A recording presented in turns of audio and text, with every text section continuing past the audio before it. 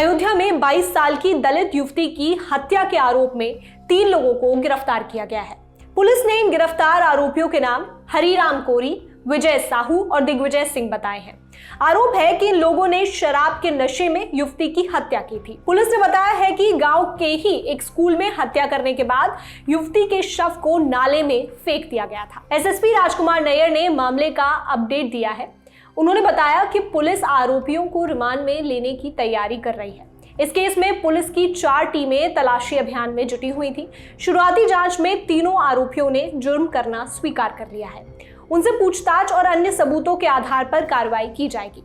Chargesheet तैयार करके आरोपियों को फास्ट ट्रैक कोर्ट से कठोरतम सजा दिलाने की कोशिश की जाएगी। दिनांक 31/1/2025 को चौकी क्षेत्र दर्शन नगर में एक शिकायत प्राप्त हुई थी। इसमें वादी द्वारा बताया गया था कि 30 तारीख की रात्रि में जब वह अपनी बहन के साथ सोई थी, सुबह उठने पर उसके द्वारा देखा गया कि उसकी बहन साथ में नहीं है। तो काल शिकायत प्राप्त होते ही मुकदमा पंजीकृत कर इसमें 2 टीमों का गठन किया गया था।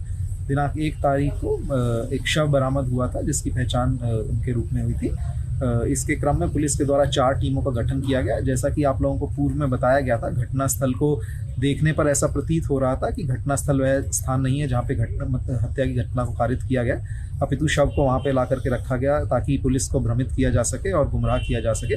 इसके क्रम में पुलिस के द्वारा 4 टीमों का गठन किया गया था, जिनके अथक प्रयास से विभिन्न तरीके के वैज्ञानिक साक्ष्य संकलन, सीसीटीवी फुटेज और टेक्निकल सर्विलांस के माध्यम से अंततः केस का सफल अनावरण किया गया है और 3 आरोपी हरिराम कोरी, विजय साहू व दिग्विजय सिंह तीनों को गिरफ्तार कर इसमें अग्रिम विधिक कार्रवाई की जा रही है। तीनों आरोपियों के द्वारा अपना जुर्म स्वीकारोक्ति कबूल की गई है और उनके बयान के आधार पर व अन्य चीज़ों के आधार पर हमारे साक्ष्य संकलन की कार्रवाई जारी है।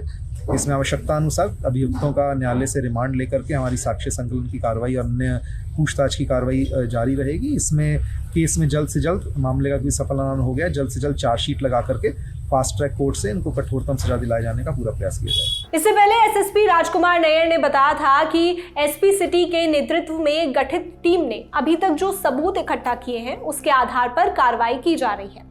उन्होंने आगे बताया कि सीनियर अधिकारी और फॉरेंसिक की टीमें मौके पर पहुंची थी, साइंटिफिक सबूत इकट्ठा किए गए हैं। पुलिस के मुताबिक प्रथम दृष्टया घटनास्थल को देखने पर लगता है कि हत्या की घटना उस घटनास्थल पर हुई नहीं है। पुलिस ने आशंका जताई कि घटना को कहीं और अंजाम देकर शव को वहां पर रखा गया है। पूरा मामला क्या है ये भी आपको बताते हैं।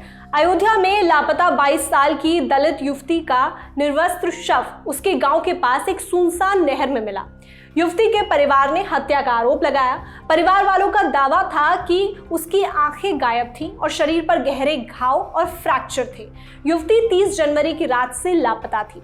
दर्शन नगर स्टेशन पर इसे लेकर खबर दी गई। युवती की बहन ने बताया कि रात में वो अपनी बहन के साथ सोई थी। सुबह जब वह उठी तो उसकी बहन उसके साथ नहीं थी। हालांकि पुलिस ने आंखें गायब होने और शरीर पर गहरे घाव और फ्रैक्चर होने की बात पर कोई प्रतिक्रिया नहीं दी है। इसको लेकर नेताओं ने भी सवाल उठाए हैं। इसी घटना को लेकर प्रेस कॉन्फ्रेंस करते हुए फैजाबाद के सांसद अवधेश प्रसाद रोने लगे थे, जिसका वीडियो भी वायरल हुआ। वायरल वीडियो में वो कहते हैं, दलित युवती की हत्या की घटना को संसद में पीएम मोदी के सामने उठाऊंगा। अगर न्याय नहीं मिला तो पद से इस्तीफा दे दूंगा। वहीं उनके साथी उन्हें आप उसके लिए लड़ेंगे, उसे न्याय दिलाएंगे कहते हुए सांत्वना देते नजर आए हैं। हमें जाने दो दिल्ली, हमें इस्तीफा आते देंगे। आप लड़ाई को आप लड़ेंगे, इस्तीफा नहीं देना, न्याय दिलाना है, न्याय दिलाना, लड़ाई लड़ना। आप तो हर लड़ाई को लड़ते हैं, लड़ना है, परिवार को न्याय दिलाना है, दोषियों को फांसी दिलानी है, इस्तीफा नहीं देना है। आपको इस्तीफा देने के लिए नहीं, परिवार को न्याय दिलाने के लिए और ऐसे दोषियों को सजा दिलाने के लिए आपको चुना गया है। अयोध्या को सुरक्षित रखने के लिए आपको सांसद बनाया। और क्या है? समाजवादी पार्टी प्रमुख अखिलेश यादव ने कहा कि इसे लेकर प्रशासन ने 3 दिन पहले ही अगर परिवार की सूचना पर ध्यान दिया होता तो बच्ची की जान बचाई जा सकती थी। उन्होंने सोशल मीडिया प्लेटफॉर्म एक्स पर लिखा, उत्तर प्रदेश सरकार दोषियों और मामले में लापरवाही बरतने वाले पुलिसकर्मियों के खिलाफ कठोरतम कार्रवाई करें। पीड़ित परिवार को तत्काल 1 करोड़ का मुआवजा दिया जाए। अखिलेश यादव ने घटना को लेकर यूपी सरकार को घेरा। वहीं लोकसभा में विपक्ष के नेता राहुल गांधी ने कहा था, उत्तर प्रदेश में दलितों पर घृणित अत्याचार, अन्याय और हत्या जैसे अपराध बेलगाम बढ़ते जा रहे हैं। कांग्रेस नेता और लोकसभा सांसद प्रियंका गांधी का कहना था कि यूपी सरकार दलितों पर अत्याचार का पर्याय बन गई है। प्रियंका ने मांग की थी कि दोषियों के साथ साथ जिम्मेदार पुलिसकर्मियों और अधिकारियों के खिलाफ सख्त कार्रवाई हो। वहीं सरकार की तरफ से भी जवाब आया है। घटना को लेकर यूपी सरकार में मंत्री स्वतंत्र देव सिंह ने कहा था कि राज्य में सपा सरकार नहीं है, इसलिए किसी भी आरोपी को बख्शा नहीं जाएगा। वहीं स्वतंत्र देव सिंह ने अवधेश प्रसाद के रोने पर कहा था कि वो ड्रामा क्यों कर रहे हैं, राज्य में कानून व्यवस्था है, आरोपियों को सजा मिलेगी। उनकी क्या ड्रामाबाजी की बात करते हैं? कानून काम करता है भाई, कोई मुलजिम नहीं बच सकता उत्तर प्रदेश। सपा शासन थोड़ो है, जो भी कोई घटनाएं घटित होगी कोई मुलजिम बच नहीं सकता है, आरोपी कभी बच नहीं सकता है। वहीं उत्तर प्रदेश के मुख्यमंत्री योगी आदित्यनाथ ने भी अवधेश प्रसाद पर ड्रामा करने का आरोप लगाया। उन्होंने अयोध्या में दलित लड़की के साथ यौन उत्पीड़न का एक और मामला उठाया, जिसमें समाजवादी पार्टी के एक स्थानीय नेता पर आरोप है।